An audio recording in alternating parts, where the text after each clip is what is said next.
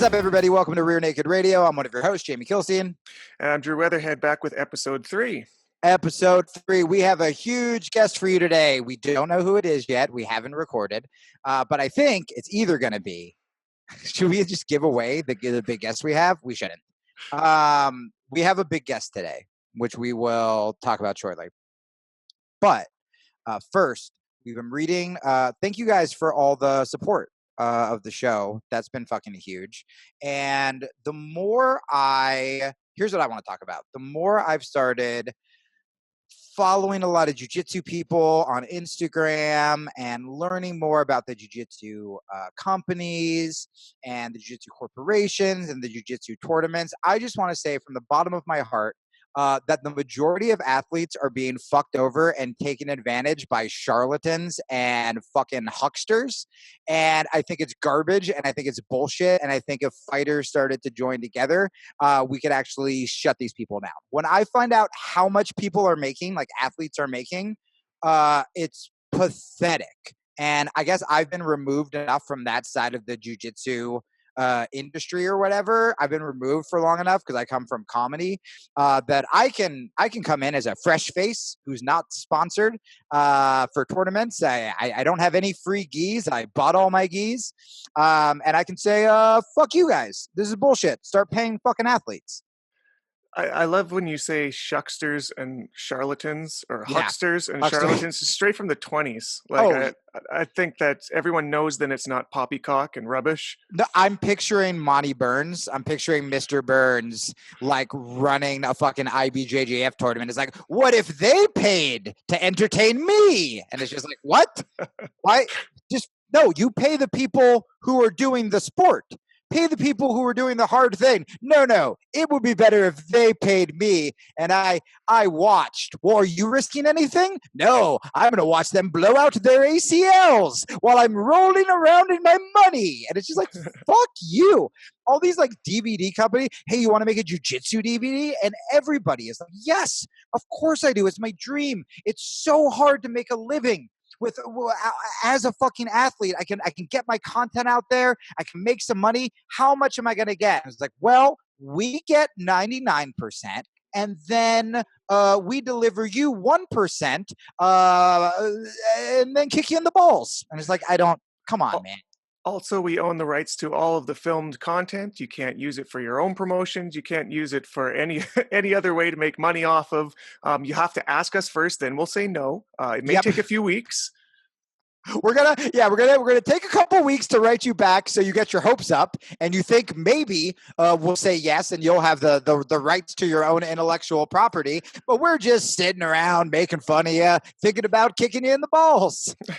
I remember seeing a post by Keenan Cornelius, one of the most well-known American grapplers today, asking Flow Grappling if he could use their content of his match. Jesus. Asking them, like begging that he could use it. Why doesn't he just buy a $600 subscription for a month of Flow Grappling? I don't know, probably because it's going to stall on him. Yeah, I'm just fucking so sick. Yeah, I'm so sick of these monopolies that we have in jiu-jitsu. And I think that the reason is athletes are hungry. And sometimes we can get desperate. I mean, when I started stand-up, there's a thing when you start comedy. It's like a level after an open mic. And it's called a bringer show in New York. And what a bringer show is you have to bring a certain amount of people to sit in the audience, and then you get on stage. So you're paying. Like there was a club in Jersey called Rascals. I worked there once with Greg Giraldo, and it was just trash. And you had to bring like 20 people. And tickets are like $20. Then there's a 2-drink minimum. All the drinks are overpriced because they're named after some comedian who fucking killed himself. And it's just awful. And they are just making money, but you feel like you have to do it because you're like, if I don't do it, there's no other option. And what I'm saying with jiu-jitsu is like, maybe there is another option. Maybe some of these guys can band together who are fucking refusing to play by these rules, you know? Like I love what BMAC is doing from 10th Planet, what he's doing with his new series, which I've been checking out like on his app, which is really fucking cool. Yeah, I you think see a lot more people doing their own thing now, simply like you're saying, out of necessity. They can't really work with these bigger companies to sort of make it a, you know, dually beneficial process, right? Like you've got probably the closest thing people can hope for right now as an instructor who's putting out video content, which is how most of these people are going to be making money. Because, like you said, the athlete money just really isn't there unless you're Craig Jones or Gordon Ryan or those upper 0.1% of athletes. Everybody else isn't making anything. And Gordon So that Ryan is a literal king. Of course, he can get whatever he wants because he has the royal family behind him. We're not all kings, okay? We're not all we're not all trash Australians like Greg. So the rest of us have to go to a place like BJJ Fanatics and Yeah, because we weren't born on a fucking filthy prison colony like Craig, and he escaped, and so everybody wants to celebrate him. And we weren't born into royalty like King Gordon Ryan. You probably just don't realize it within the BJJ community since it's so insular. You're like looking within it, but you, like you're saying, looking from without, coming from a different scene, you could be like, oh, I can see this is bullshit. Yeah, I mean, I had somebody approach me. So we have these two sponsors. They're paying us. We rock their gear. We wear their gear, which I would voluntarily. And this guy's like, "Hey, saw the podcast launched. What about we throw some of my stuff up there and get you some new listeners?" And I'm like, "That's not how that fucking works. That's you asking for free advert. Like." At least admit it. Be like, hey, how about you fucking advertise my bullshit for free? As opposed to pretending because you're so used to dealing with like athletes that like are just don't know how business works that you're going to try to trick. You think that I think that someone's going to listen to our podcast because they saw your fucking logo? They're going to be like, yeah, man, I listen to all my podcasts. I see who ButcherBox supports. And then those are the fucking podcasts I listen to. Like, no one does that, you asshole. Like, be honest with us. Hey, I can't afford this. We're an upstart. Could you give us a plug on your show? Whatever. At least you're being honest. Don't try to fucking trick. And then I'm like, oh, is this what you're doing with athletes too? Of course it is. Yeah, I mean, I've made memes about it for the years and years that these small name BJJ companies, the way that they get their name out is by putting their shit for free on athletes at like the blue, purple, brown belt level who don't have any options. No, and they're so excited, understandably, just like I was so excited to get on stage. They're so excited to say, I am now a sponsored athlete. Mm-hmm. Because it's hard to get these fucking victories, man. Like it's hard to. So I guess what I'm saying, the reason I'm coming in hot today is because I don't just want to shit on the companies. I don't want to call people out. But what I do want to do is say, we see you. We know it's bullshit. And I would like to ask the jiu-jitsu athletes, especially some of the big ones, start banding together. The more we band together, the more we can create stuff that benefits all athletes. That's why Drew and I, like, we're not doing a Patreon or anything like that. We want this content to be free, and we want to help build a community where we can support each other. And I think that once you start working together and not, this is a good mentality for fighting in general. Don't accept defeat, right? Don't be like, this is just the fucking way it is. Why? Why is it though? I mean, look at Eddie Bravo. Like Eddie Bravo got so much shit, future guest on the show as well. And then he created an EBI and now he's on Fight Pass. And now he's, creating all these new innovative jiu-jitsu events. And now everyone else is trying to do submission only, or everyone else is trying, like, this is what we need to do. Well, you'll evolve the art as well as not fucking starve to death. Yeah, I think we're just in a bit of a growing stage right now as a scene, as a sport, that we only have so many, read that one, maybe two options for any given large promotional company. And so I think like something that I hear a lot in sort of the underground rumbles online are a whole lot of people that A, are disappointed like you are and really, really fucking frustrated. And B, trying to think of ways that they can band together and do their own version of the same thing. So it's going to happen. It's just the way that, business works. Monopolies get broken up by other people coming in and trying to do the same thing, which I hope they do. And I hope it's successful. Yeah. I mean, the fact that people have to pay to watch themselves fight, or, I mean, there have been people who have had to like, pay for like seminars they're teaching at, or, I mean, so many kids don't get paid to teach at schools, and it just takes a couple people saying no, or being like, fuck you, Flo, make it cheaper. And then, or maybe a big tournament's like, you know what? We don't want people to have a subscription there. We're going to do like a pay-per-view, and we'll just host it ourselves, and then you pay $10. And also, like, why can't people do that with instructionals as well? There's so much room for whenever there is a wall in front of you, that means there's room for innovation. Whenever you're frustrated, that means you can step it up, and that's when new things get invented, whether it's on the mat or off the mat with jiu-jitsu, or just like personality, like just with your daily life. Like, use these walls as incentive to go and like fuck the system up a little bit. I like it. We went punk rock there. We went totally punk rock. Well, we're going to get to our guest, who we're not sure who it is Guys, at this moment. We've got 3 or 4. We have 3 lined up on the screen. Really good ones. So either we're about to have a hilarious interview. Well, I don't want to get people's hopes up and then they're disappointed when it's whatever we have. How about we'll do the interview and then we'll do questions? Okay. Cool.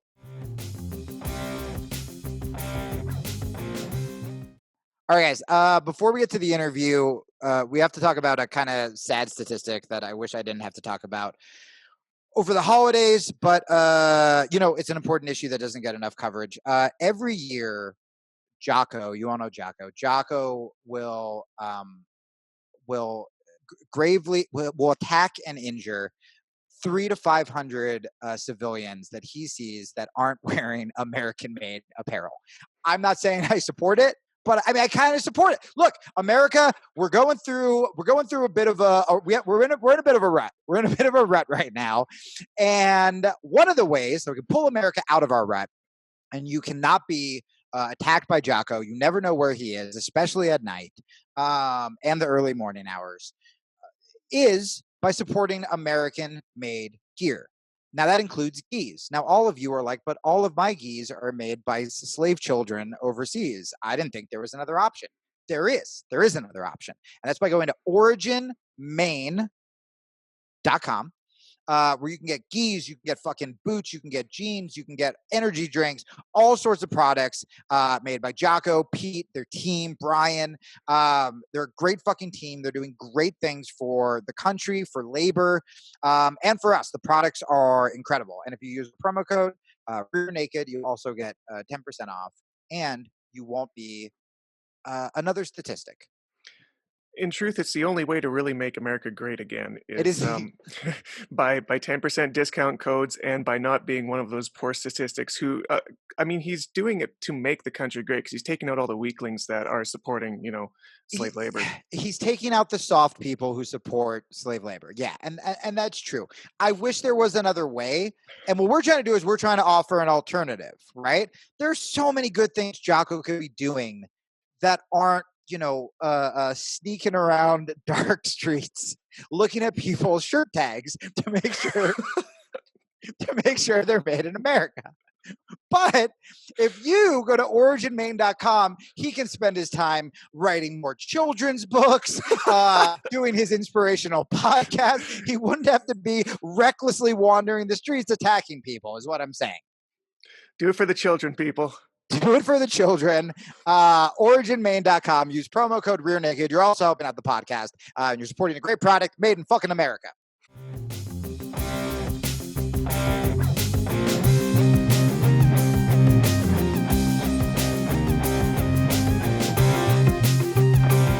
All right, guys, we have found our guest. In fact, we found guests. We blew it out of the park this time, and we're bringing in more than one guest, starting with, believe it or not, a master in his style in what is considered one of the greatest arts of all time. Yeah. Master Ken of the great art Ameridote he was supposed to be here. Yeah, I think he's still here.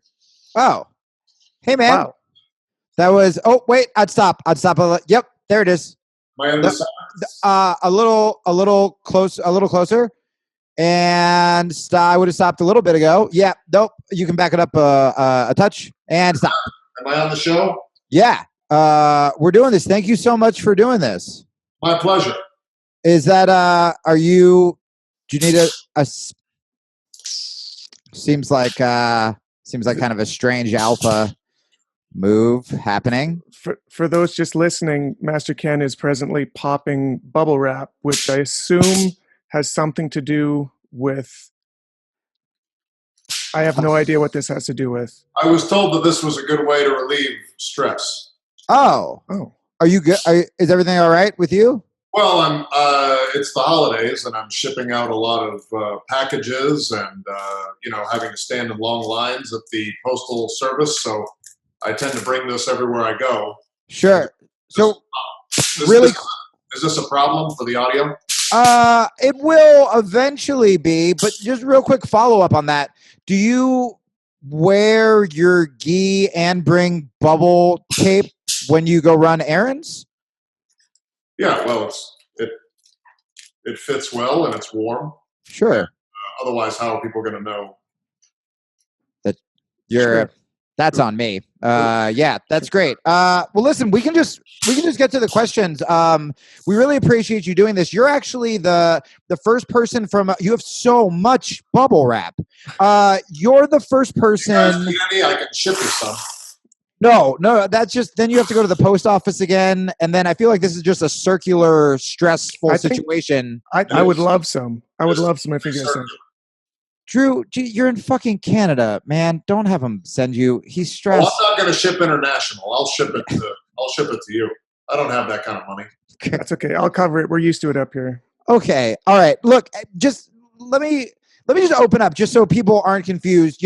Last week we had Huron Gracie, who's the grandson of Helio Gracie, who invented Brazilian Jiu-Jitsu. And so we thought it might be nice to, since we represented Jiu-Jitsu so much, have another style. And we in no way want to be combative about styles. I'm very open-minded. But we sort of just wanted to talk about how your style that you are a master in would hold up with Jiu-Jitsu if you incorporate Jiu-Jitsu at all in your training, and just your kind of thoughts on it.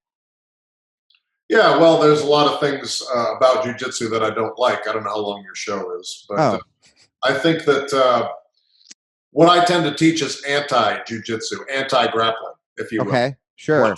If you're in a grappling situation but you don't want to be there anymore. I'm interested in the fact that wrist locks have become very popular recently. That seems like a newer thing for you guys. It's like a trend. Yeah, people love them. You guys call them prison rules or something. We just call it fighting. I mean, we've been doing wrist locks ever since we've been in martial arts, and you guys are now all of a sudden years later figuring out, oh wow, small joint manipulation. What a concept! So, is there something different? Excuse me. Is there something different about? Drew, are you nervous? I'm terrified a little bit. The bubble wrap has me on nerves. Yeah.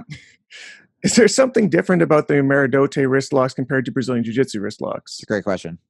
Yeah, absolutely. I think the main difference is intent. We're not really trying to win points. Sure. We're generally trying to break your wrist. Yeah. So, however, whatever happens after that is fine. Well, how do you deliver a wrist lock with more intent? Part of it's just in the eyes, that when you're locking wrists, that you look, I'll try. I don't like to do a wrist lock back here. Sure. I like to do it here. All right. Yeah. No, Try to get the wrist as close to their face as you can so that you're really like. Jamie, I don't know if you can feel that in your wrist, but I can feel it in my wrist across. Right? You can it conveys through the screen. Yeah. You're just letting them know. I feel it in my wrist. I feel it in my heart. But here's my question. If we're both doing wrist locks, doesn't that show that maybe we can learn from each other? Like when you talk about anti-jiu-jitsu, there are times where us as grapplers, we want to be able to use jiu-jitsu to get up off the ground if we're in a street situation, so in some ways you train jiu-jitsu so you can avoid jiu-jitsu or, take the fight wherever you want it.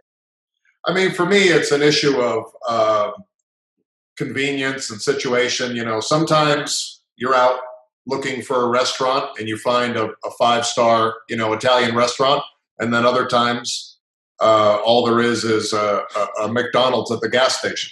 Sure. So it's a matter of opportunity. Ideally, I'm going to go for my Ameridote, eye gouge, throat rip, groin stumps. But if I find myself having to do a Kimura or some bullshit, then I'll do a Kimura. Yeah. Just so I can get back to the groin. All roads lead to the groin, as long as we understand that. Sure. I think that was Socrates who said that. It was Socrates or Jesus. I just want to ask you real quick, if you go to a 5-star restaurant, do you bring the bubble wrap with you? Oh, yeah, absolutely. Oh, you don't have to pick it up. You don't have to start again. You don't have to do that. Yep, there it is. That was my piece. You saved me that piece, okay? Yeah, this is yours. And you'll know it's mine because some of it will be pre-popped. True. That's awesome. Drew, we do not have money for international shipping. This is the third episode, man. That's your sheet right there. Awesome. And then just so it doesn't get damaged, I'm going to wrap it in this. Drew, you're letting him psychologically bully you is what's happening. Really? I feel like I'm getting a deal. Am I being bullied? You're not getting. You don't need bubble wrap. You're not getting bubble wrap. God damn it. In bubble wrap. See, it's a double deal. No, it's not a double deal. It's more of the same thing. It's a BOGO. Drew, it's more of the same thing. Assert yourself. Now that's louder than the bubble wrap, man. Ask him about fucking jiu-jitsu. Drew, he's sending that for real. Thank God. I can't wait. I'm going to be waiting by the window. You can't just mail. That is the saddest Christmas story I've ever heard. Drew. Okay. Jesus. I feel like we've skipped a point in this interview. I don't know that I may be wrong, but I don't know if everybody knows what Ameridote is. I could be wrong because I clearly know what it is. I know. Amy clearly knows what it is, but coming from a master, could you describe for the few people left in the world that don't already know what Ameridote is to them? Sure. Real quick, did you put his bubble wrap in a manila envelope? Yeah, just making sure that it gets to you. That is customer service. I am so happy. Drew! God damn it, Drew. We're here to defend our art. Just send a bill for whatever. I'll just know the amount. I assume that if I just put to Drew in Canada, this will find its way to you? Yeah, I'm the only one. Okay. I'm too furious to speak. What else do you want to talk about? The question Drew just asked you. Oh, okay. What? Ameridote. Yes. So Ameridote is the ultimate art, okay? It is the beef stew of martial arts because it has all the ingredients that you can possibly. You know how beef stew has every single ingredient, basically? I mean, I think it's known for mainly beef. Yeah, but then there are other, like it's beef because if you wrote every ingredient down in it, then the menu would be too long. It would be. Sure. That's true. Yeah. They used to call it everything stew. And then people would be like, but what's in it? And then 2 hours later, they're like, never mind. You should have brought it. It's beef. Yeah, no, that's true. Primarily beef, but then also everything else. Okay. I'm the beef in Ameridote. Right. I'm the meat. So it would take usually 2 hours to describe, but calling it, we get it. Yeah, to sum up, basically it takes the best parts of every other martial art in the world with none of the weaknesses, and that's why we like to say best of all. Right. Worst of none.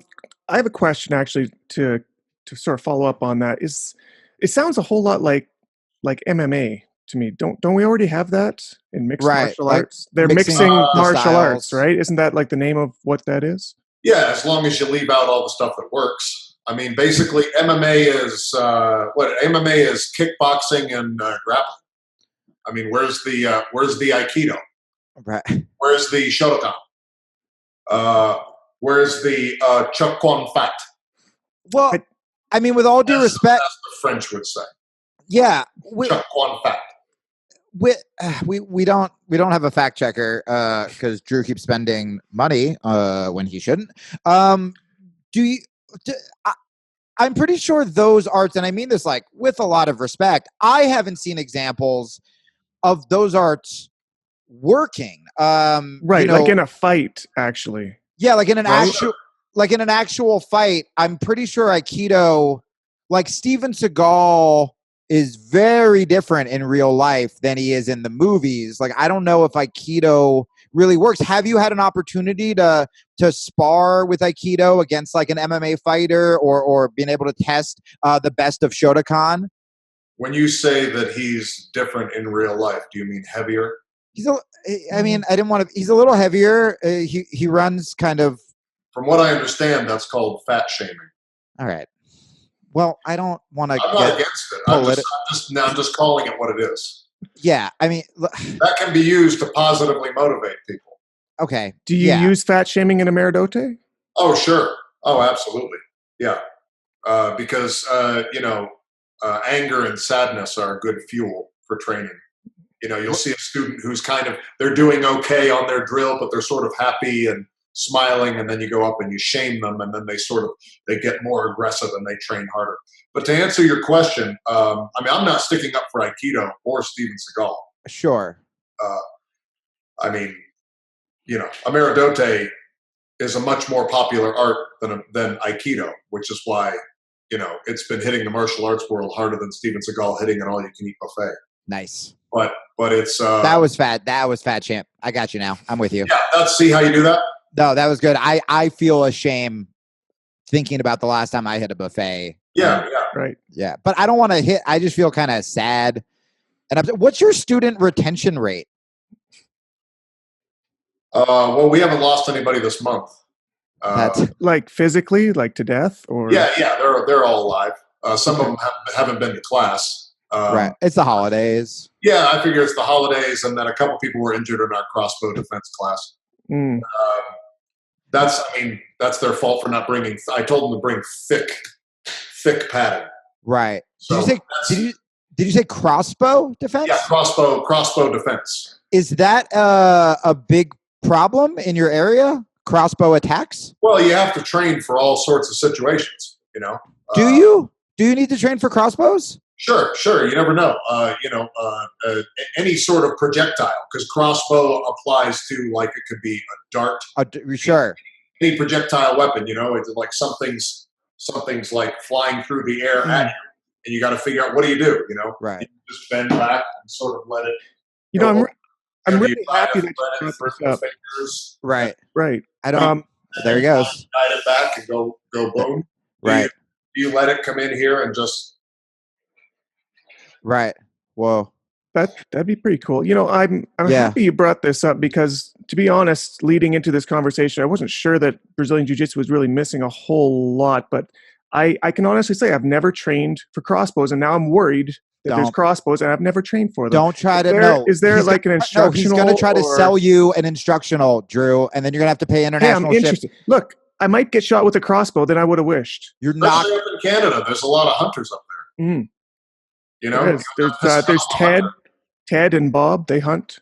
Yeah, Ted and Bob. So now, if they're just two guys. The two guys if they're just two guys and you know them by first name, they're not going to attack you unless you plan on wronging Ted. Drew, what are you doing, Master Ken? No, I was going to address something to Ted and was it Ted and Bob? That's right. Yeah, they're hunters.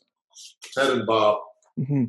Drew, you see what's happening. He's going to send them information on how to use the crossbow aggressively. Then he's going to try to sell you a packet to defend the crossbow. How could you not get sold? That's the most obvious reason why I would need to defend them. That's why I'm so popular. So he's pitting you against your countrymen, Drew, and your art. There's a lot of things that jiu-jitsu doesn't teach. He's just trying to fill in the blanks, gun defenses. You don't see a lot of gun defenses in jiu-jitsu. No, I actually would like to see more gun defenses. What could we incorporate from you to learn more gun defenses? A lot of times when it comes to knives or guns, we talk about keeping things simple, like with knife defense, a 2-on-1, get it to the ground, pin that arm, not overcomplicate things. What would you suggest? Well, I'm glad you asked that. Oh, Jesus. Okay. Just happen to have a training pistol with me. I thought that was fucking real and almost had a heart attack. No. This is all, that's what the orange means. The orange means that it's not real. That's how you know. Good. Real quick, are you legally allowed to carry? Yeah, well, New Mexico's an open carry state, so I can walk around with one if I want to. I don't, I don't need to because of Right. that. But if I chose to carry, Sure. Okay. Carry something. But then it's weird. To me, it's weird for me to carry a gun because that's like putting a weapon on a weapon. On a weapon. Yeah. No, I get it. There was a like if I were to take this pistol and put a rifle on it. Yeah, there was a Jason Statham movie. I forget which one, but the poster was a picture of a gun, and the gun was made of tinier guns. And I feel that's kind of what you were describing. Exactly. It's like if you made a knife out of bullets. Right. For those who are just listening, he was pointing to his belt when he was talking about why he doesn't need to carry. And I think I saw at least 15 degrees on there, 17 degrees. It's 11. It's 11 on 11? This belt. On this 11 here, and then I gave myself another belt because I couldn't be contained within one belt. So two belts. You have like a belt holster for your other belt. Yeah. So I open carry my belt as well. Right. All right. So anyway, back to the gun defenses. So what you want to do is disable the weapon. Okay. You don't necessarily have time to grab it, especially if somebody sticks the gun right in your face. So one thing that I would do is that if you can depress this here, see how the slide goes back like this? Yeah. If you do that, then the trigger pull will not discharge the round. So I get really close, and then I think, he's putting the gun in his mouth for the audio podcast people. He's putting the gun in his mouth. I don't know. So legally, I've never seen anybody think of this before. It's very out of the box. No, stop. I just want to say legally, we are not recommending that you put a gun in your mouth. Just wait. Let him finish. This is a very advanced technique. Well, I've heard law enforcement say that the percentage is actually very low, even among trained shooters, for hitting a moving target. And really what you want to do, especially if your assailant tells you to get on your knees or tells you to turn around, the chance of you just running and zigzagging, there's a very, very low chance of you getting hit, as opposed to if you directly move towards your shooter and put the gun in your mouth. That seems to go counter to what law enforcement suggests. Well, I'm not telling anybody how to do their job. All I'm saying is that I just watched The Irishman, and I watched the first 4 hours of it. I don't know what happens in the 5th hour, but there's a scene in there where Al Pacino very clearly tells you run from a knife, you rush a gun. I don't. Okay? That's so when someone points it, even if you don't want to do the mouth technique, I would just do a pressure press. What's a pressure press? You're putting the gun almost in your eye, and it's still you're still how I'm disabling the weapon though. See what's up? It doesn't look like it, and you're still there was a lot of people in The Irishman that got shot to death, and I never saw them once use their nose or their mouth, and maybe that might have stopped it. Case in point. I just feel like you should try to get away from it, man. And even with the nose move, you're still opening your mouth. Look, Jamie, it's because we do jiu-jitsu, okay? We're asking for advice from a style that knows about guns. We don't know about guns. I know you guys just want to probably wrist lock them or something, but I'm just showing you how you would absolutely get out of this situation. Okay. All right. All right. Well, look, man, you're right.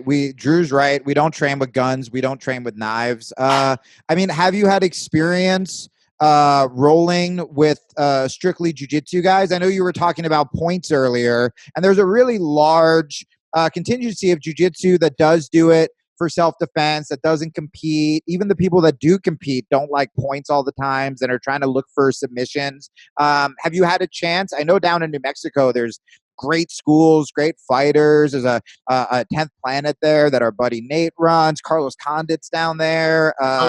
Those 10th Planet guys. The naked fighters. They train as if they're going to fight naked. I asked them why they don't wear uniforms. They say, you're not going to wear a uniform in the street. But apparently they think they're going to fight somebody who is either naked or just got out of a Zumba class because they're always wearing full body spandex. So I'm skeptical of that. Well, Nate, maybe. But, I think we're just thinking of, a T-shirt and jeans and also a mixed martial arts in the UFC. But I feel like we've gotten away from the question. Have you gotten a chance to roll with jiu-jitsu guys? Have you picked up anything? Oh yeah, no, yeah. I picked up some staff. That's about all I've gotten from jiu-jitsu people. All right. But I'll show you here. This is what I mean here. Like, guys, he is up again. He is out of his chair one more time. See, people say you got no use for the gi jiu-jitsu. What if you're wearing a jacket? Okay, look at the jacket. Sure. It's wintertime. People wear the jacket. You can, grab those sleeves and do collar chokes and things like that. I mean, why wouldn't you train to fight somebody that's wearing a jacket? What are you gonna do? How are you going to fight in the wintertime if you don't know how to grab a gi? Right. What am I going to do if I'm at the post office and I have to fight a guy wearing 2 belts? 2 belts, and you know what else he would be wearing? Oh, God. He's got the bubble wrap again. Drew's eyes light up every time he sees the bubble wrap. It's like catnip for me, man. This stuff is extremely satisfying. Yeah. All right. About it. Well, look, we know you have to go. I didn't run this by Drew. I just kind of wanted to ask you. There it goes. There it goes. I just wanted. Can you speak up? Yeah, sure. I wanted to ask. God, fucking Jesus Christ. I cannot wait for mine. I can't wait. Drew, I swear to God, Drew, if you bring that on the next show, I'm going to lose my fucking mind. Listen, I was curious because you seem so confident when it comes to martial arts. I was kind of wondering your take on some current issues and how you would handle yourself either in like regular situations or maybe even when it comes to like political situations or socioeconomic. So you using your confidence, your strong will, how would you deal with, let's say, the banking crisis? I would withdraw. All right, cool. Drew, you got one? I don't know. That was pretty perfect. We've got another guest that's coming up here who is an MMA fighter. I know we're going to be kind of stepping it down a little bit, coming from a master to, a new fighter in what is, according to you, on good authority, not a very full martial arts style. Yeah, a lot of people are going to click off after I go. Sure. Yeah. Well, this is kind of a warning for those people so that they know. But we do have Chase Hooper coming up, who just fought in the UFC last weekend. Got a big win. A big Brazilian Jiu-Jitsu guy. Wait, real quick. I got to, because I did this with Huron and I did this with Chase. I don't see how I could not do it with Master Ken. And his banking question was so good. Do you have any relationship advice? Oh, God. Relationship advice. Yeah, like are you involved? Are you seeing someone dealing with so many young men and athletes that you train? Are you seeing something that maybe they do wrong? I generally advise that people protect their hearts. That's the main thing. Because I noticed that a lot of people give their hearts over. They give access to the heart as they get in relationships. I don't recommend that. I think that you ought to protect the heart as best you can. In fact, whenever you're in a relationship, if you can just sort of keep your arm over your heart whenever you're around your partner, just because that'll be another layer they got to get through to get it. So just whenever you're on a date or you're starting to have feelings for somebody, just do this all the time. Whenever you're I'm not going to do the gun thing, but this one, like, yeah, man, I'm kind of with you. I get it. Well, Jesus, thank you so much. Is there anything you want to promote before we go? Yeah, sure. Just remember that you can go online and get my book, The Tao of Master Ken. It's on Amazon, or you can get an autographed copy through my website. Hell yeah. I'm also doing personalized videos on Cameo. I launched that today. And nice. I've already gotten a bunch of requests, so I got to go make some just videos for some people. Sec here. I'm going to send one. It's going to ask for more bubble tape. Just Drew, don't. Just so happens. Drew, he's sending you bubble tape. You don't need a cameo of him sending you more bubble tape. The interview's almost over, Jamie. I can use that forever. Just get the book. Look at that. All right. Does the book come in bubble wrap? God damn it. All right. Master Ken, don't get killed. Merry Christmas. Thank you so much for doing the show. Jesus, if you guys are not watching this on YouTube, turn your podcast off and go to the YouTube channel. We really appreciate you taking time, and just be safe, man. You too. You too. All right. Bye, you guys.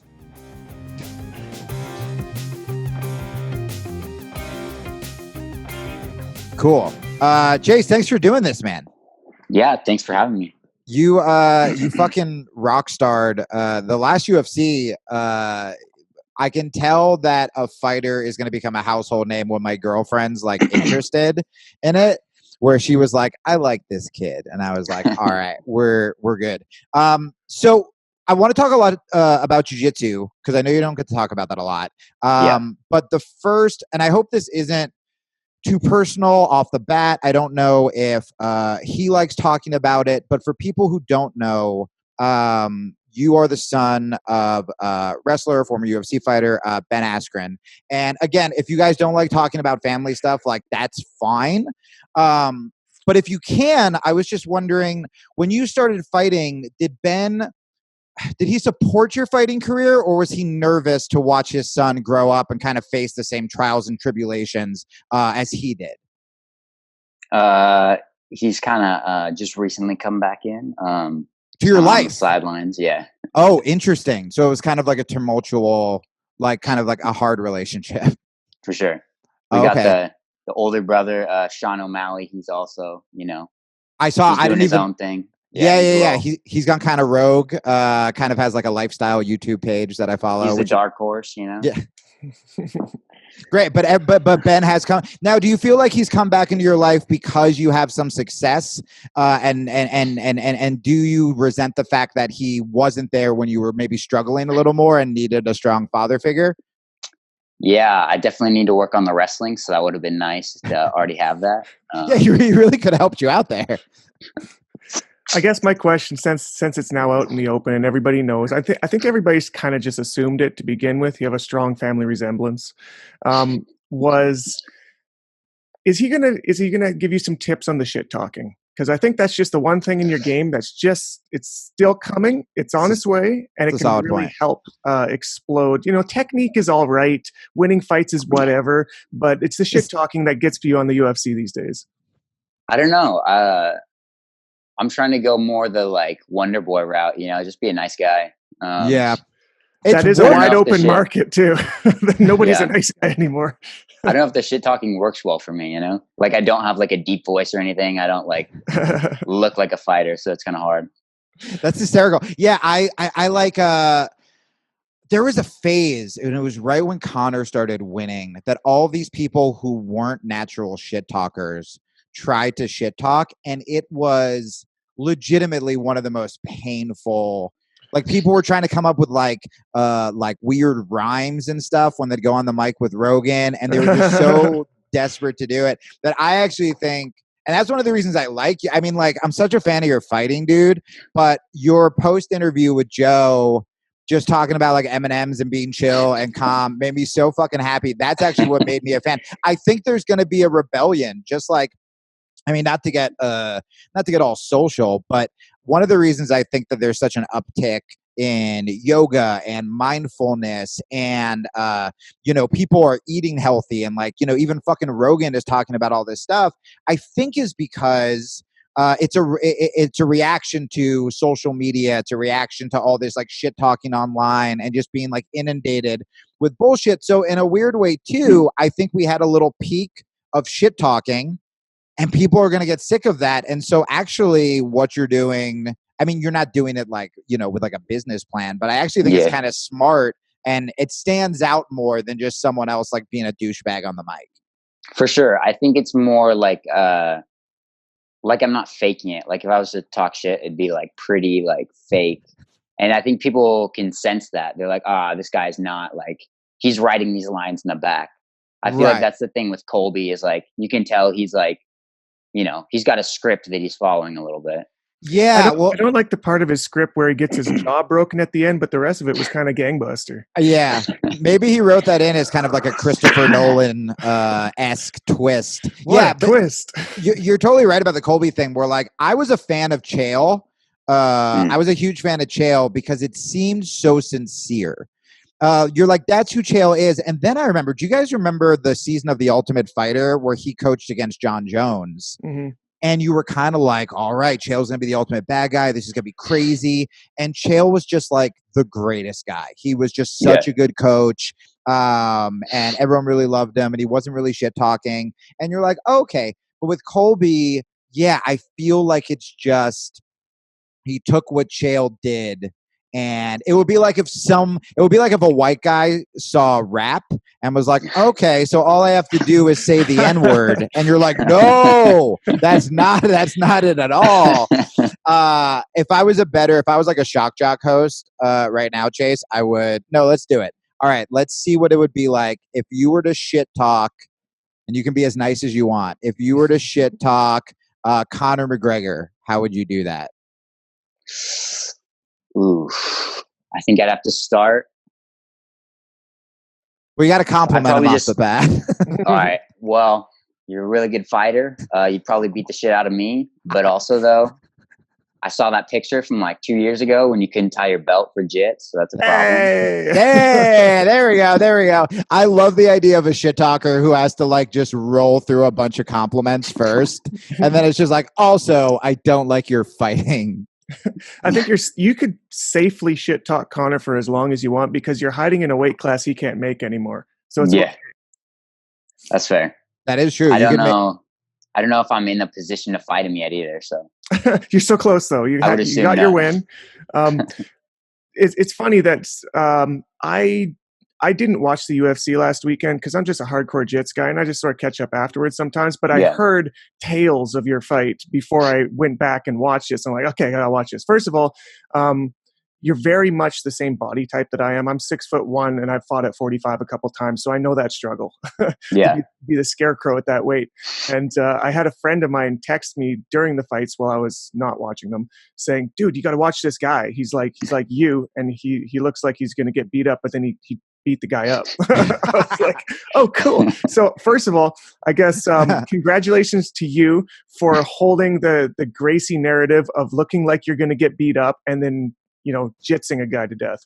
Yeah, thank you. That's been pretty much my whole career. Like, I don't think I've ever really come across a guy who has better jiu-jitsu. So it's been nice so far.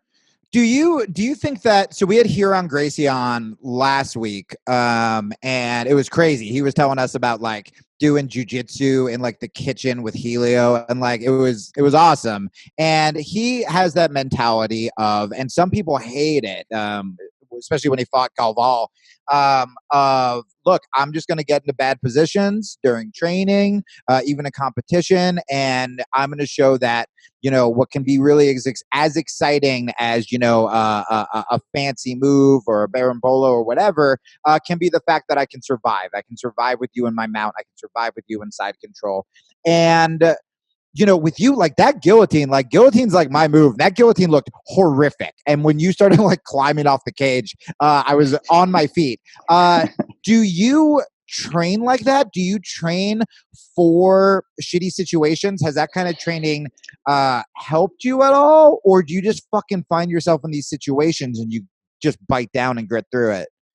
No, I think I have, because there's very few people at my gym that are kind of, I guess, on my level, at least competition wise. Like, you do shit talk. It's just a little passive aggressive. No, in the most respectful way possible. Like, I know. At least jiu-jitsu wise. So a lot of like the lower belts and stuff. I get bored just like if I wanted to just beat the shit out of them the whole time. So I kind of like will let people work a little bit, and then I'll let them get to positions, and then let them do their best to kind of hold me there, and then I'll kind of work my way out, fight a little bit, and just kind of flow around a little bit. I feel like I have a flowier style. Yeah. Well, that's what Gary Tonin said that too. I remember the first time, Drew, I don't think I've told you this. The first time I went unconscious, it was when I just got my purple belt. And so I was feeling like, all right, I'm like one of the big, it was still at fucking Marcelo's, but I was like, I'm one of the big guys now. And so I was going with this blue belt who was smaller than me. And I let him get into a bow and arrow, and I'm mainly a no-gi guy, so I already suck. Like, I don't even know if I know the technical escape from that. And then I was like, I'm gonna let him get a little deeper. Yeah. And then it was just suddenly that moment of like, all right, I should probably try to get, and then just cut to everyone like gathered around me. And then the other time I went out, it was a white belt who I didn't know was a black belt in judo. Yeah, there's always Yeah. those guys. Those guys Also started with a bow and arrow choke with like his mighty judo grip. Immediately went unconscious. I think bow and arrow chokes are probably one of the worst. They're the Like, fucking. Yeah. They're painful, but they'll also like kill you. Yeah. I remember I still can feel like I could feel the music pulsate. Like I was completely unconscious, but I just remember like hearing music like I was dreaming. And then suddenly like all the staff from Marcello's was like lifting my feet. And I was like, ah, fuck, with my dumb purple belt. No, that's always a good time. It's the worst because there's like this kid that's a green belt. He's probably like 15 now, but Yeah. he just like, he's been training. There was a while where we were both in the kids class at the same time, but like I've done that with him a couple times. I let him get a little too far, and then he like tries to rip some shit off or like fucking put me out. Yep. And he just got to be like, all right, I think I'm gonna be fine. I'm gonna grit down a little bit and kind of go for it. Oh, buddy, the advanced move there is pretend like you're teaching him. Is stop to correct him because he's still a child. Yeah, that's the purple belt move. Yeah. Oh, for sure.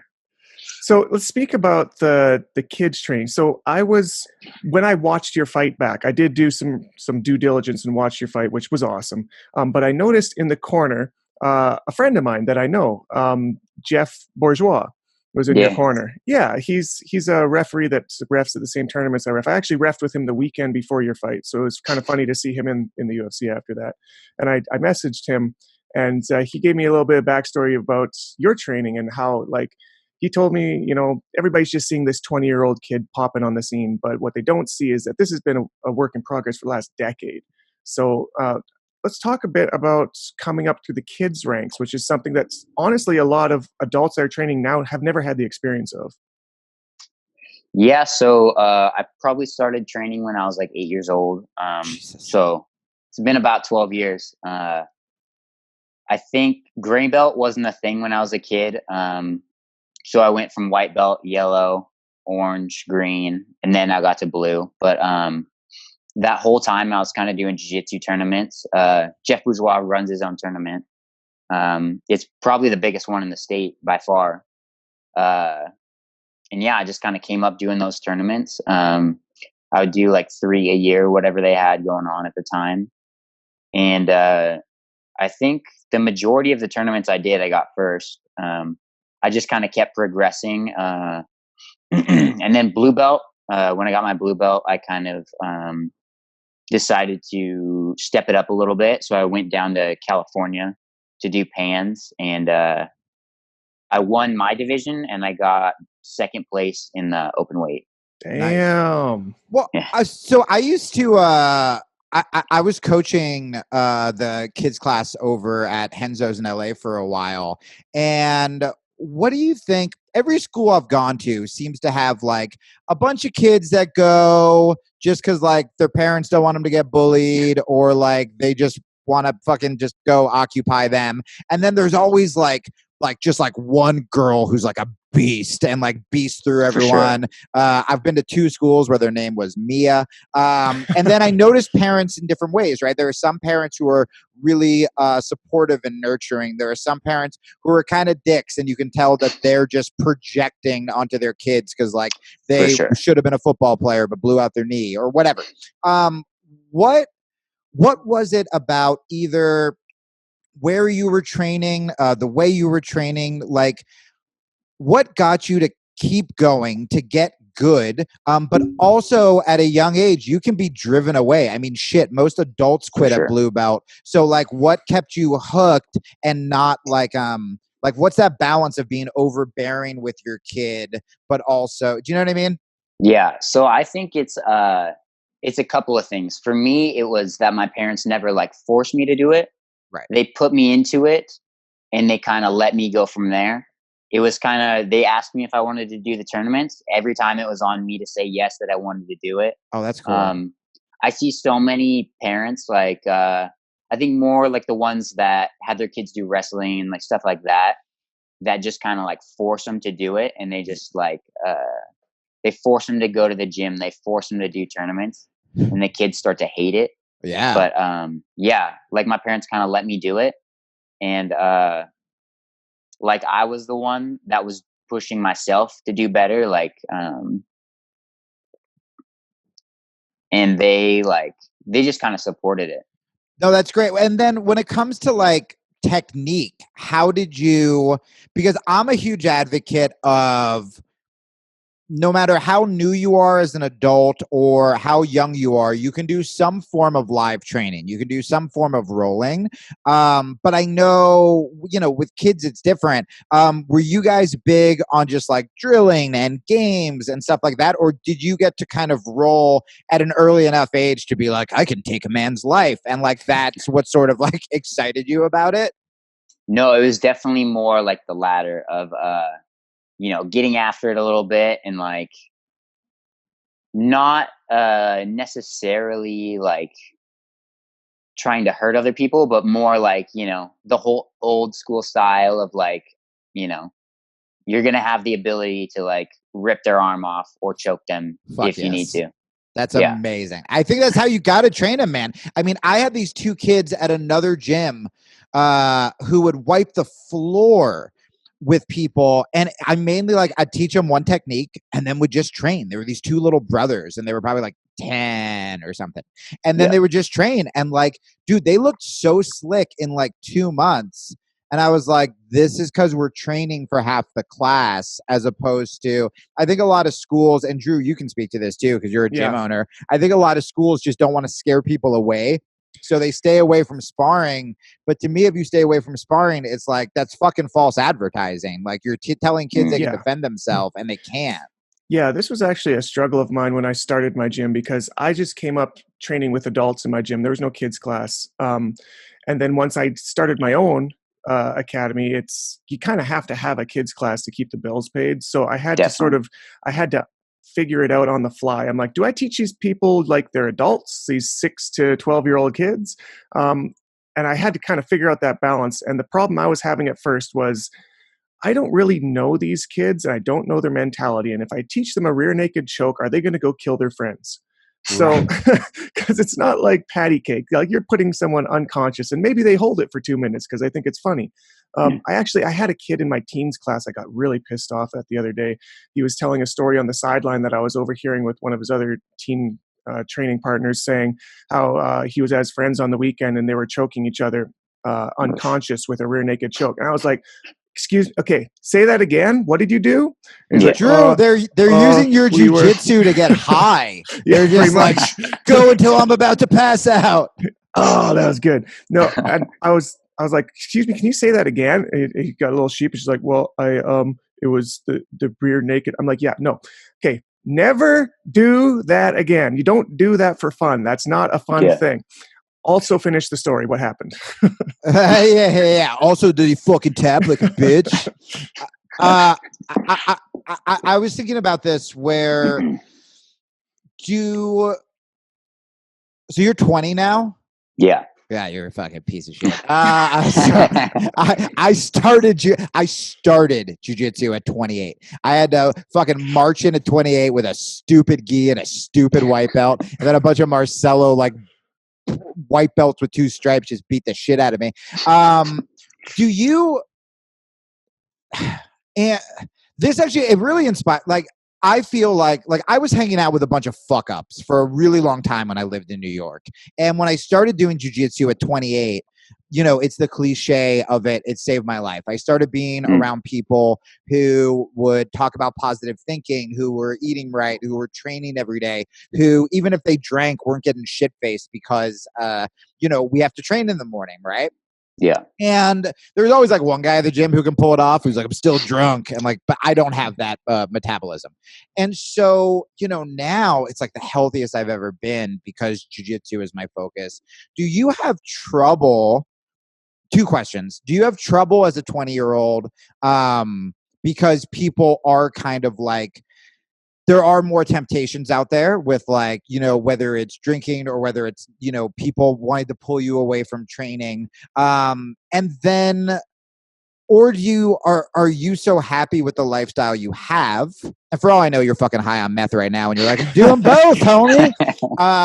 Or are you happy with the lifestyle you have where you would just fucking rather be around people who are encouraging like a healthier lifestyle or a more jiu-jitsu, MMA based life? Like, what's that balance?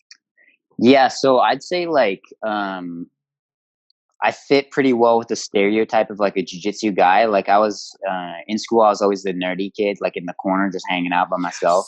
Yeah, baby. That's us. You know, so I'm pretty content with just like being at my house and playing video games. Like I'm pretty antisocial for the most part, I'd say. Yeah. So it's kind of like I don't really have the drive or like the urge to like get fucked up or like, you know, go party or anything.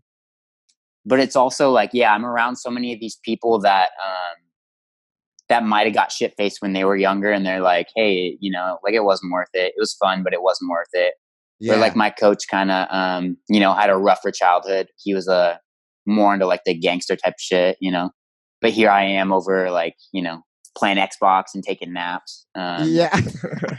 Same. It's definitely more I live the more my body is a temple lifestyle, and I definitely prefer that, and I'm pretty content to sticking with that.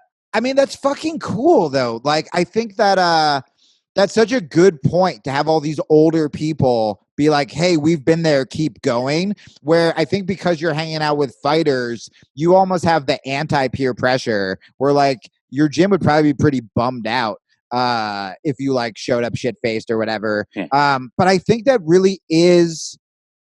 Dude, I think that's fucking important. Like, that's even important for me to hear because, like, when I go on the road and do stand-up or I go to the Comedy Store and everyone's drinking and shit, like, peer pressure doesn't go away. Like, I'm 37 now and will still be like, well, I got to drink with, like, the comics. Or, like, is Joe drinking? Or Joe's not drinking. But, you know, once every 6 months, I convince myself I'm going to be a weed smoker again. And I'm so bad at it that I have to stop. But it always comes. But then when I hang out with fighters or when I see people like you, like, you'll probably save a lot of fucking kids, dude, because even in jiu-jitsu, like, you know, there's still like a ton of people who do like drugs or whatever that I kind of, I love that you're owning that. Yeah, thanks. It's, can I also point out that I got a little wallet card from USADA. It shows you what you can and can't take. On the allowed substances, I believe amphetamines, heroin's chill, cocaine and weed, as long as it's not in competition. So if you don't do it right before your fight, you're good. Wow. Is there an asterisk beside it that says the Jones Clause? I feel like they added that in just specifically recently. Yeah. It specifically says it on there. Why does my USADA card say don't run over pregnant ladies? It's like a little wallet card, but it folds out and it's like fucking 7 pages. It's like a scroll that just opens up. Jesus. All right. Sorry, Drew. You can ask your next question. I got really excited about the like body as a temple shit. I'm like all over that. Yeah, no, I was into it too. I'm kind of trying to pick up my train of thought now. Let's talk about your coach, Jeff Hoagland. You brought him up. You said about his rough childhood. Like, I think he's pretty well known definitely in the local scene. You're in Oregon, is that right? Washington. I'm sorry. Yeah. Close enough. So, Drew, stop being racist against militia Northwestern people. I'm a Canadian. It's all Eagles and big trucks. I don't know. So tell us a little bit, because talking to other Jeff that I know, he was saying that he's been your coach for the entire time that you've been training. So first of all, that's just a giant fucking advantage to have that. So give us a little bit of insight on that. So I've been with him since day one, like since he opened the gym and all that. I think it's been great because like he would flow roll with me and stuff as a kid. I feel like that really helped to get my jiu-jitsu up so much. Like there would be days where nobody would show up to like a Saturday class, so he'd just roll with me for like an hour. Oh, that's the fucking perfect situation. Yeah, just stuff like that, where it's like putting the time in and stuff. Like he'll even say it, like he never would have expected me to be the person that would stick around. Because there were so many more athletic kids, but I was just, like the quiet kid who just kind of showed up every day. But yeah, never would have expected me to be the one to stay around or to, make it to where I have. But I think it's just like the years of training with the same people and like building that trust. Like I completely trusted in his ability to get me the right fights and to train me enough to be prepared for him. And yeah, he's definitely helped me get to where I'm at. I wouldn't be there without him. What is your advice for people who are kind of like the quiet kids or the maybe not as athletic, like when you're even as an adult, if you're a little out of shape and you're going against wrestlers or, because I always tell people that was my biggest advantage was that I got the shit kicked out of me for, I didn't tap anyone until I got my blue belt. But that made me more technical, but I can also see how it would make people who maybe aren't as like nerdy fans of jiu-jitsu want to quit. What is your advice for people who maybe aren't as like fucking like athletically gifted? I think my style of jiu-jitsu, at least, like I don't really need to be strong. I don't need to be quick. But I'd say find whatever is like the best part of your game and just kind of try to emphasize that as much as you can, like kind of triple down on your strengths. And like I'm pretty long and lanky, so I use a lot of like spider guard. I stretch people out all the time, and I'm able to like do a lot of upside down spinny shit because I'm pretty flexible. So I'd say find that thing that you like about jiu-jitsu that works well for you and just kind of triple down on that. But also just know that like there are days that are going to suck and there are days that are going to be great. My one of my other corners, Paul Mendoza, he's a Half Gracie black belt. He was saying that like there's some days where you just want to like throw your belt in the trash and be like, oh, I don't know any jiu-jitsu at all. And there's other days where you're like, I could be a world champion, Yeah. That's so funny, man. Yeah. That just reminded me, there used to be this great Dan Savage from Seattle, from The Stranger, did this video project that got super famous called the It Gets Better Project.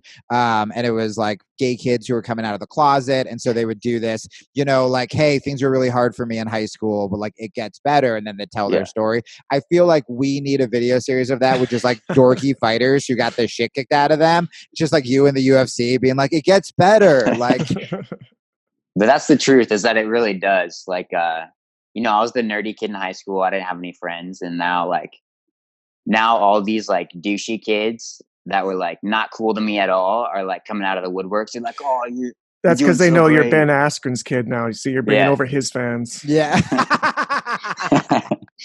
Drew, that joke has so many levels to it. That made me so happy.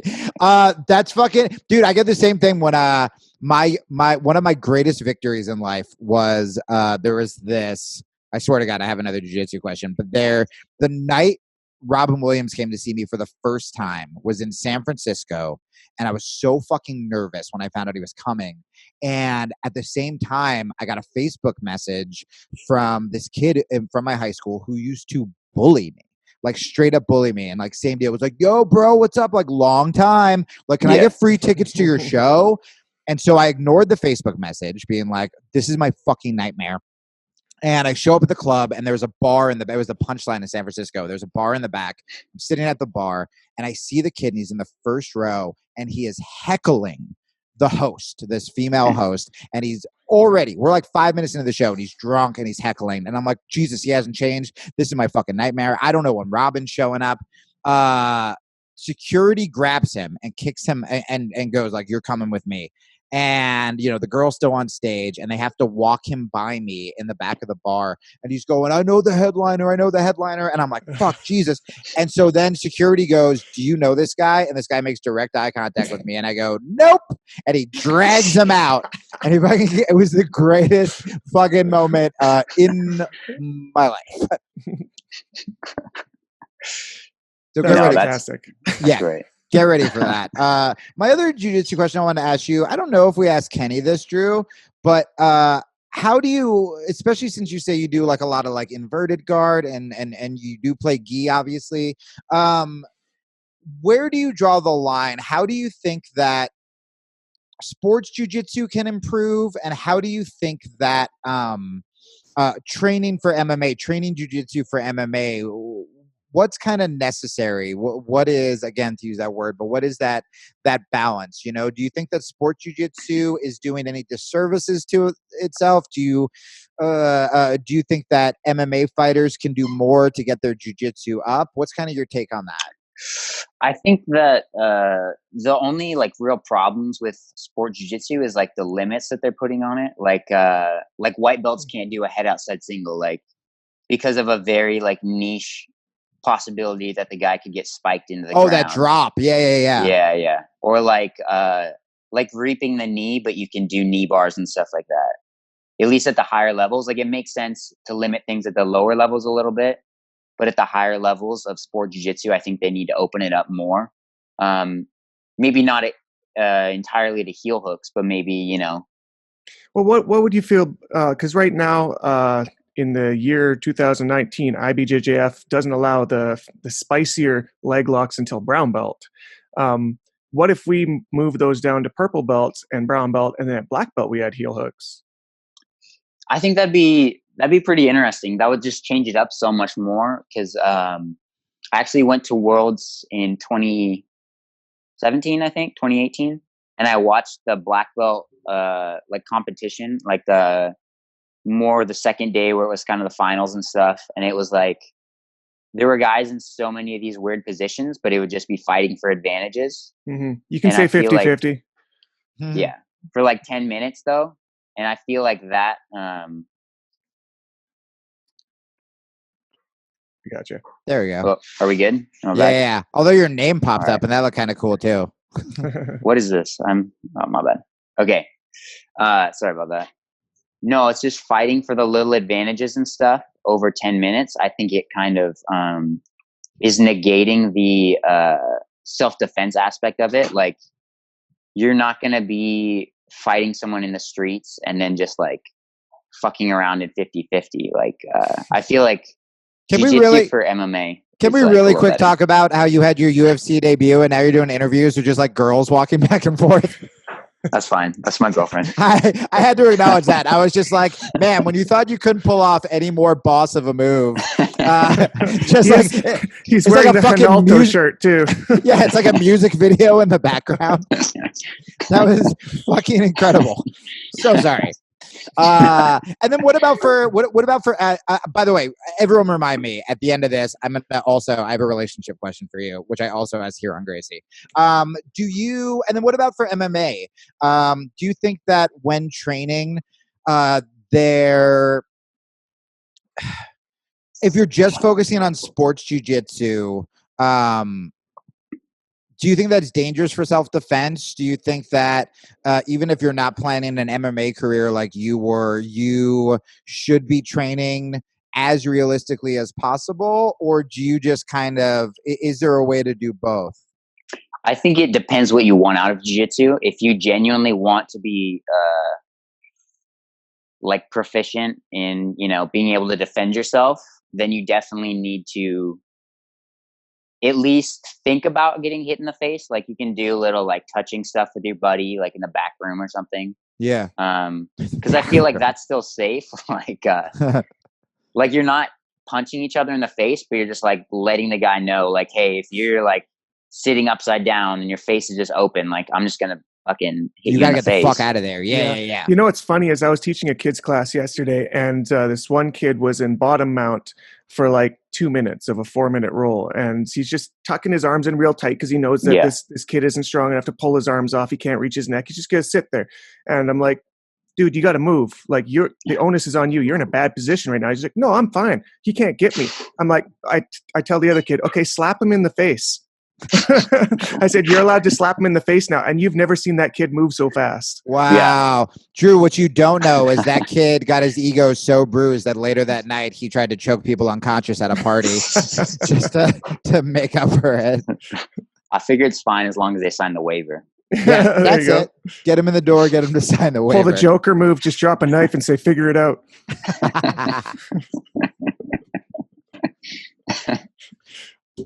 Drew, you go with another jiu-jitsu question, or else I'm going to dive into relationship Okay, shit like I sure. know I shouldn't. I'm going to try to avoid that as long as I can. Great.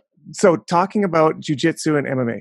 So correct me if I'm wrong, but you seem like someone who started jiu-jitsu for jiu-jitsu and have transitioned into MMA. Is that the case? And if so, what made you want to do that? And did that change the focus of your training? Yeah, I definitely started it just for jiu-jitsu, and then I kind of added this other stuff in later. I think it's, like the people that I was surrounded by, like my coach, Jeff Hoagland.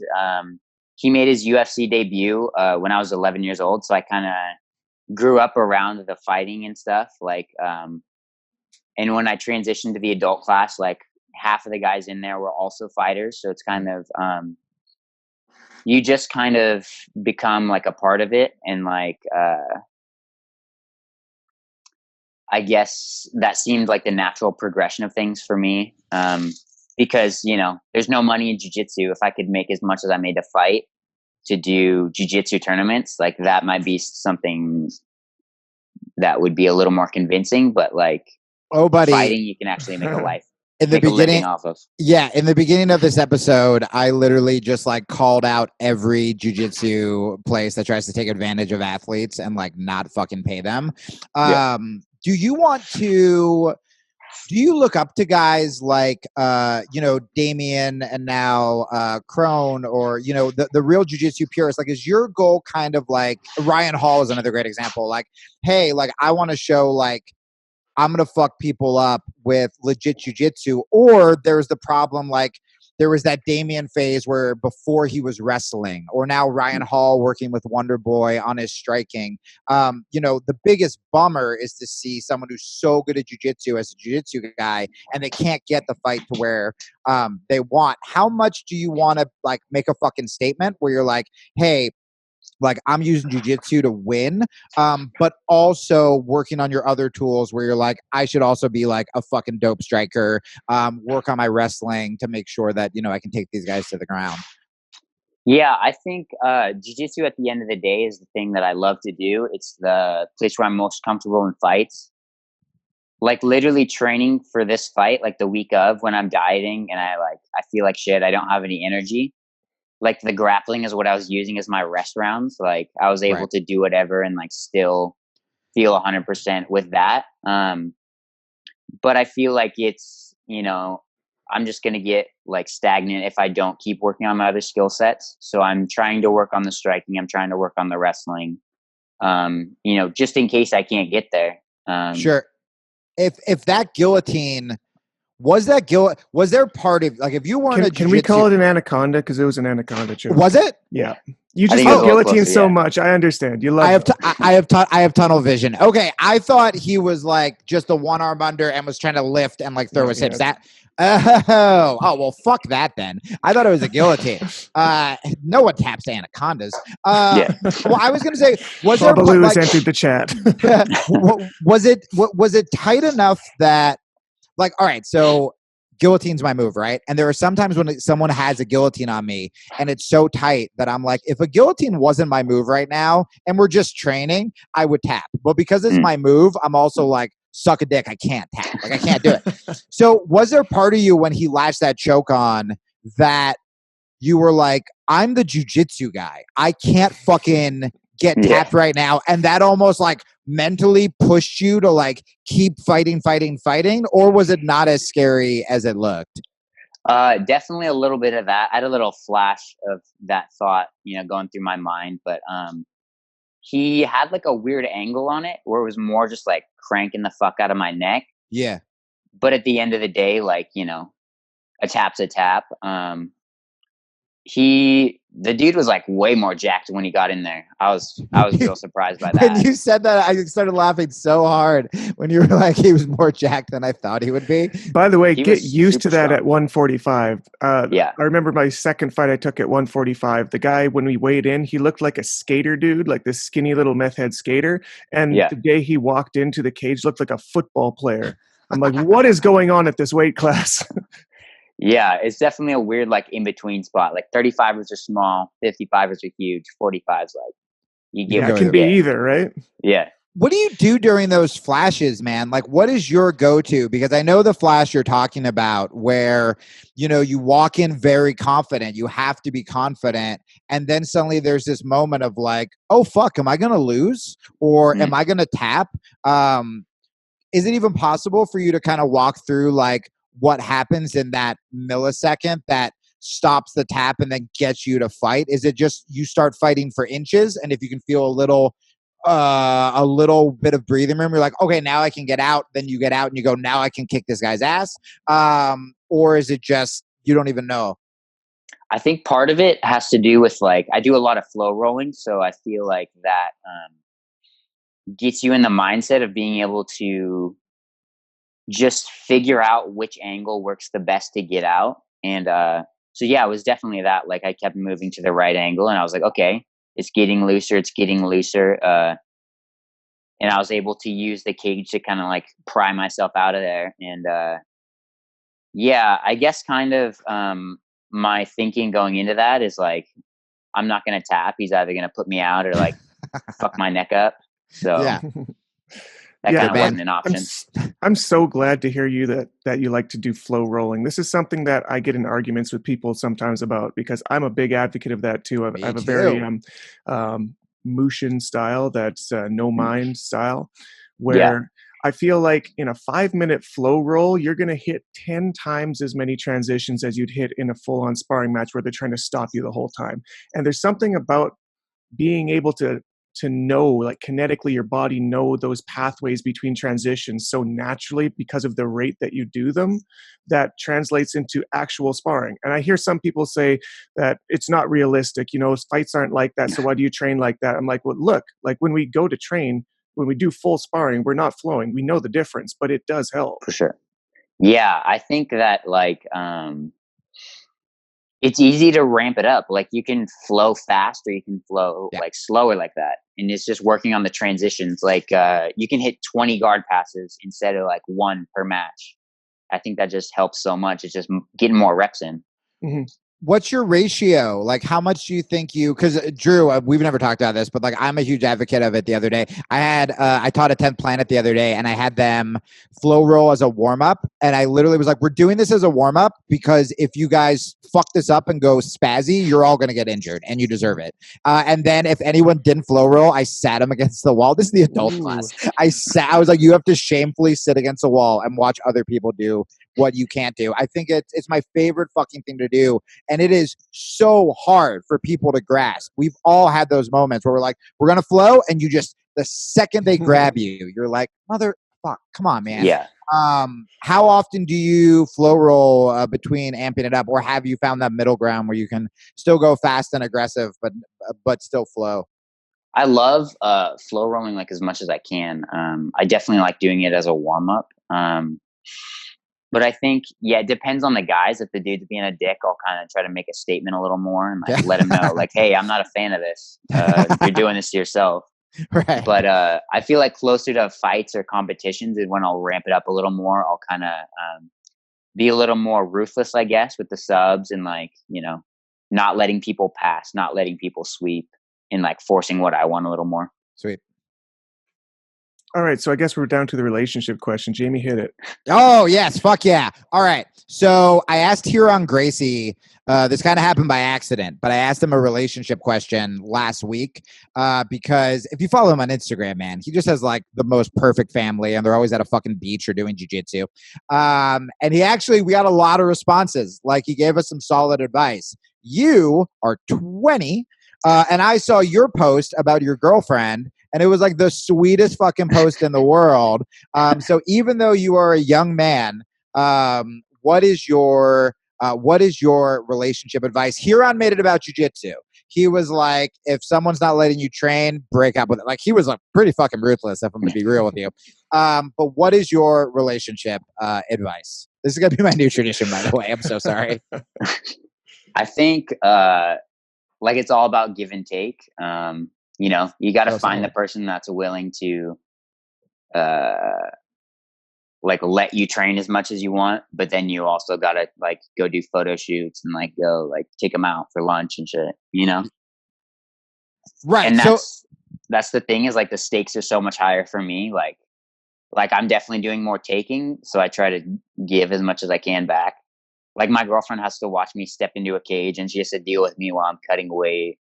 She has to deal with me, you know, just being a lazy piece of shit after training. So that's such sweet advice. Do you like how long have you guys been together? like 2 years at least. Nice. Do A little over. you like Can I just say that's a 10th of your life? Yeah. 10% of your life you've been together. See, that really makes it a lot less trivial when you say 2 years. It's like, oh, 10%. 10% of your life. Do you like because you know there's always the cliche that when you're in a relationship you want to be single, when you're single you want to be in a relationship. I think when I read that post I was literally like, this dude has it set up right now where there is something so much better about having like, especially when you're doing scary shit, whether it's like comedy or like, I mean, Drew's fucking life, you with the cage, about having that like ride or die than just, I mean, you see the people at your age and fucking at my age who it's just like 10% of their life is like swiping on Tinder and it's so upsetting. Do you feel like that really helps you, like knowing you have someone like that? Yeah, most definitely. It's like, by the way, I'm just hooking you up because I know she's like in the room and can hear you. yeah. You're like, I love her so much. No, it makes things so much easier to like have someone else that can help you like kind of get back into like real life after you know have just been fighting, or like to keep you humble a little bit. And she's looking right at you now, isn't she? No, it definitely helps. And who is so pretty and who I love so much. Well, dude, I'm so fucking happy for you. And I honestly like don't, I mean, you're not gonna, but like, don't change. Like, just like, still be nice, still be a fucking jiu-jitsu guy, still be a fucking dork. I think that like, nerds all over can kind of like, including myself, including Drew, like can take inspiration from this. And so if you changed, it would break my heart. And last bit of advice I'd leave you with is try to hook up with your family and get like, you know, figure it out. Get Ben, get Sean, get everybody in the room. Try to come down to this, you know, everybody's trying to work for the same goal. I don't think that there's as many differences as you guys think there is. And you can really it'll be like the happiest UFC family it's ever existed. Yeah, I'm trying to do like the Marvel route, you know, just storyboard it, have a lot of spin-offs and all that. Yeah. Really oh my God. The one where it'll be so good because you can have you and Sean have to fight, but then much like Loki, you guys also then will team up a little bit in the next one, and you can like never really know if he's trustworthy or not because like all that like tie-dye and shit. Yeah. Perfect. The Civil War script is written. Yeah. And then you and Ben can fight about like libertarianism at some point, which will be that'll be for me. That's just kind of nerdy political shit that I'm into. Yeah, cool, man. Anything else you want to plug? You want to promote? Yeah. So CCRL Industries is my jiu-jitsu sponsor. They're super great. They actually sent me some stuff to my hotel room while we were in Vegas. Nice. That's a fucking solid move. Yeah, for sure. It was sweet. Sweet to have some extra stuff, you know.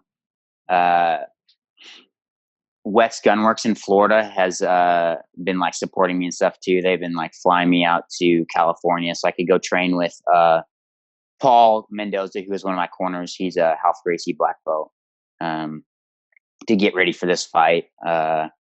Combat Sport and Fitness is my gym. If anybody's in the Enumclaw area, a little bit outside Seattle, come on in and train. We got good jiu-jitsu. We got good fighters.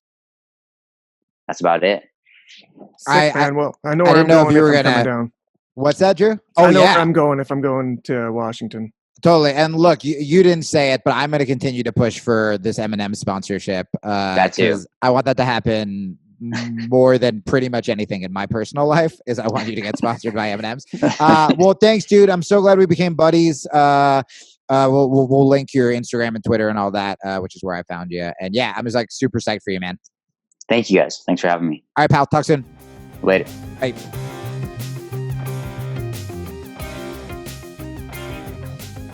Okay, guys.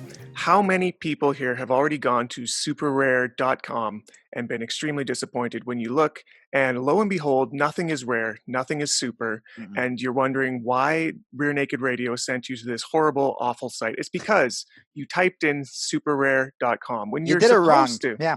In reality, you're trying to find SUPERAREShop.com, which is where you're going to find the dopest shit that you can ever get as far as fighting is concerned, punching, kicking, grappling, they got it all.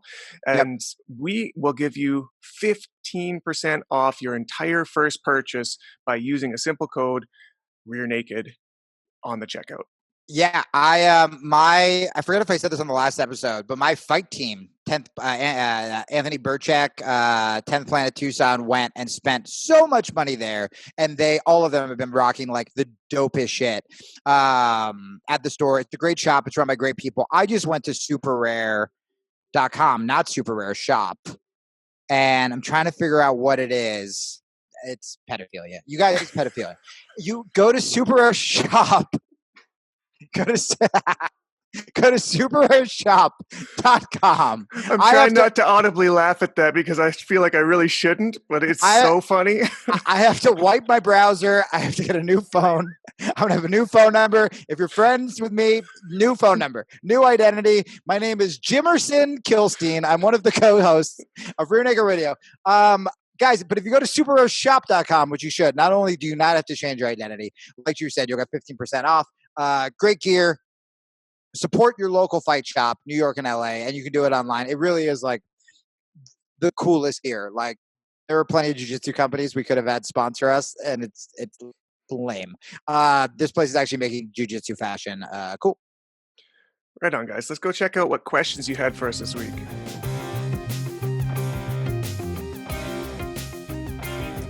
All right, guys, we're going to get to some fan questions that we pulled up through Because Jitsu on Instagram. If you aren't following already, get on there. Make sure to check it out. We also throw it up on the Jamie Kilstein on Instagram every week to get some questions from you guys. Yeah, let's be real, guys. You guys all follow Drew on Instagram. Please follow me on Instagram so I can get off Twitter and Facebook forever. The Jamie Kilstein.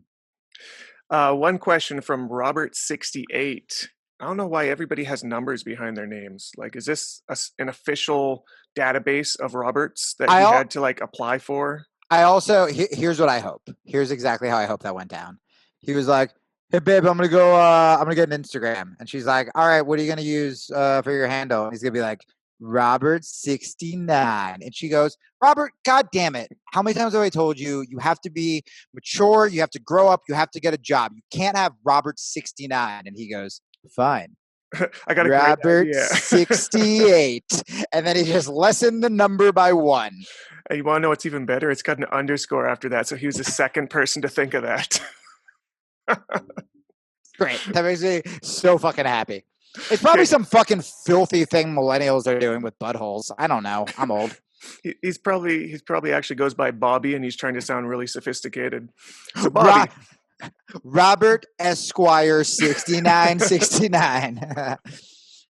He asks, he asked how to train with a broken wrist, which is a weird specific question, but I'm going to modify it to how to train. He was jacking off to all that 69 porn. I'm not going to talk about how he broke his wrist. Dude, can I tell you a story? Sure. About Marcelo Garcia. Oh, thank God. Okay. But no one, but hold on. No one would picture this coming from Marcelo, like to the point that I probably shouldn't say it. I hurt my wrist was my first jiu-jitsu injury. And Marcelo was mainly just laughing. One of the other instructors was like, what direction does it hurt? Like, does it hurt if you turn it this way? And I was like, kind of. And he's like, what about this way? And he's like, just like make the motion. And like, long story short, I don't know how it happened, but I was just like, and Marcelo and him were just like, like it doesn't. Jerking off jokes will never not be funny, even if you're the greatest jiu-jitsu practitioner in the world. And that's the lesson that we can learn here, kids. Yeah. Getting never back to up. Bobby 68. Training while injured. So look, I've been training for over a decade, and I have a laundry list of injuries that I've trained through and around. So I can Jiu-Jitsu's speak so stupid. I can speak very generally to this, masturbation injuries aside. Yes.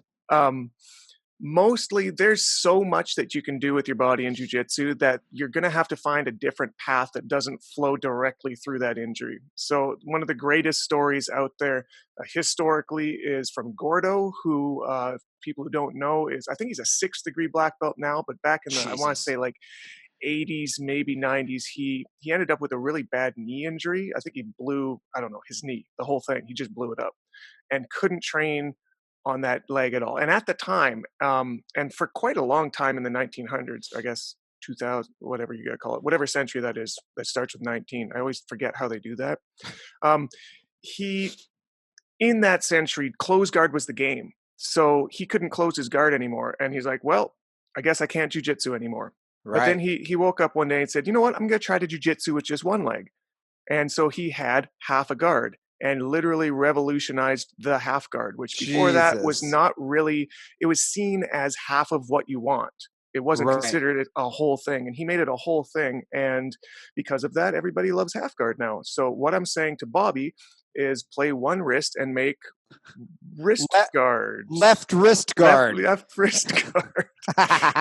Yeah, I mean, I'll be kind of I'll be a Debbie Downer here, because that was a really fucking cool story. And I have, coming off of injuries for me, have been some of my, I feel like, greatest like innovation periods of my jiu-jitsu career, where one, you could have like the Gordo story where you invent a whole new game, but two, and this was my Debbie Downer advice, sometimes you got to just fucking rest. There have been so many times, and I know Drew, without asking him, has done this as well, where you get a little tweak, but you're psyched, and you go on the train the next day, and now you're injured. So you have to figure out the difference between being hurt and being injured.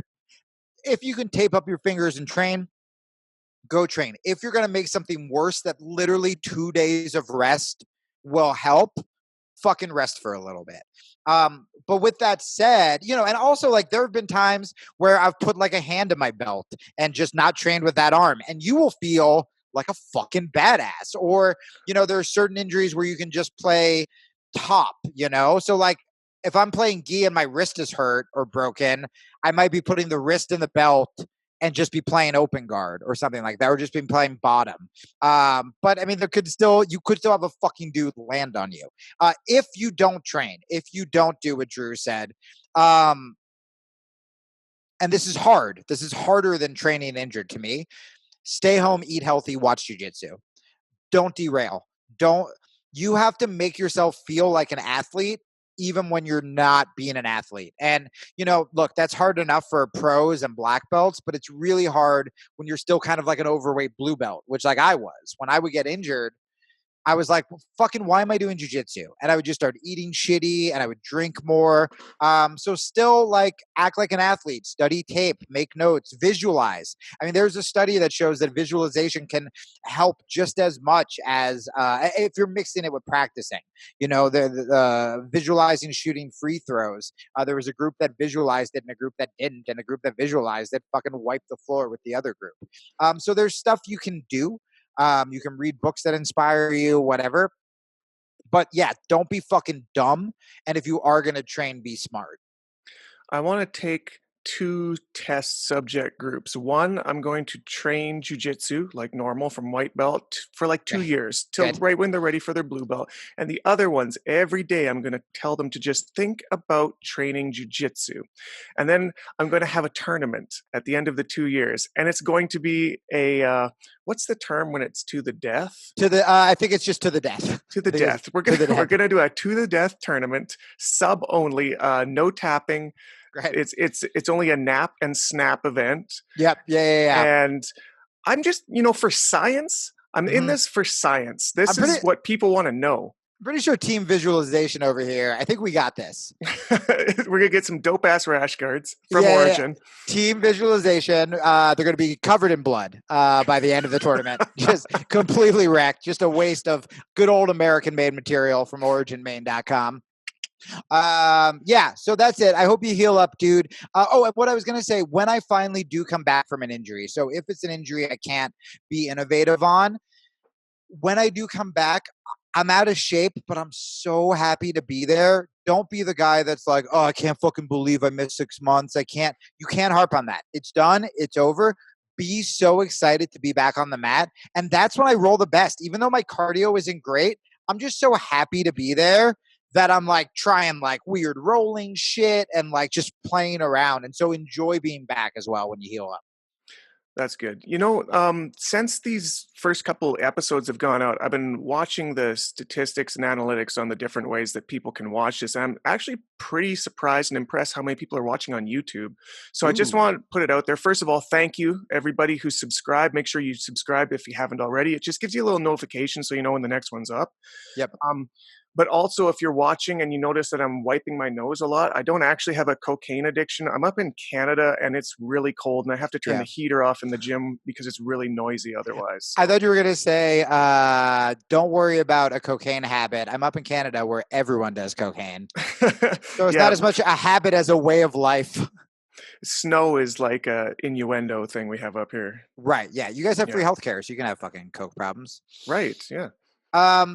Dude, well, I don't know how long that was. I want to talk about maybe next episode. I know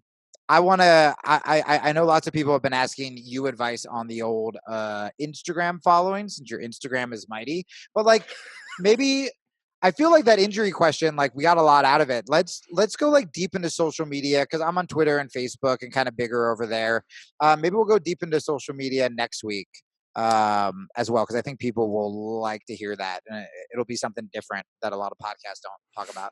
That's good because that'll give me enough time to set up like a really scammy marketing thing for how to grow your Instagram in 3 easy steps. I just need to figure out what the 3 steps are, guys. Give me a week. I'm going to come back with the steps. It's going to be $2.99 for the first week. That's $299 American. Freedom dollars. Yeah, Drew has to feed his not problem. I'm such a sucker for those fucking scroll down for more, like the 3 easy steps thing, that as you started to sarcastically say it, I was like, yeah, I'll buy that shit. What are the 3 easy steps? Where do I go? Give me the link. Oh my God, dude. I went to one the other day about like growing your YouTube. Oh yeah, guys, I have these 2 videos that kind of took off. I did like an Epstein choke video and a 3 guys not to roll with in jiu-jitsu. That's at youtube.com/Jamie Kilstein. But so I was like, maybe I should like lean into it because I'm going to make more jiu-jitsu comedy videos.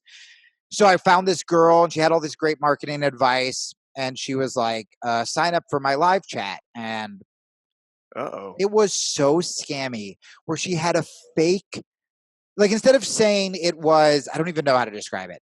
It was like a fake chat room. Yeah, it was a bot, right? There's like a whole bunch of bot personalities in there. I've seen that. Dude, I've never seen that before. So she would be like, if you guys agree with me, say boss. And then suddenly all of these fake names were like, boss.